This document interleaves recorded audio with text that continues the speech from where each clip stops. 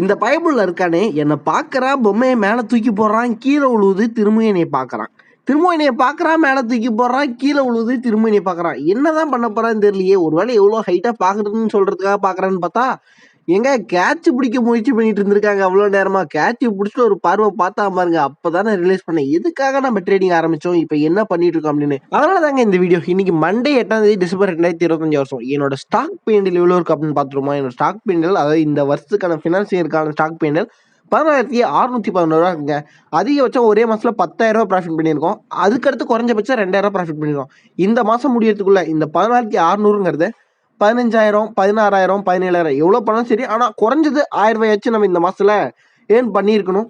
Earn பண்ணி இந்த display first ஒட்டணுங்க 1000 ரூபா போட்டு. அவ்வளோதாங்க நம்ம டார்கெட். ஓகே டன், நாளைக்கு பார்ப்போம். அப்புறம் என்கிட்ட 3000 சில்லற தாங்க கேபிட்டல் இருக்கு. அதை வச்சு F&O ட்ரேட் பண்ணலாமா அப்படிங்கிறத கமெண்ட்ல சொல்லிட்டு போறீங்களா? நாளைக்கு பண்ணலான்னு இருக்கேன், கடவுள் மேல பாரத்தை போட்டு.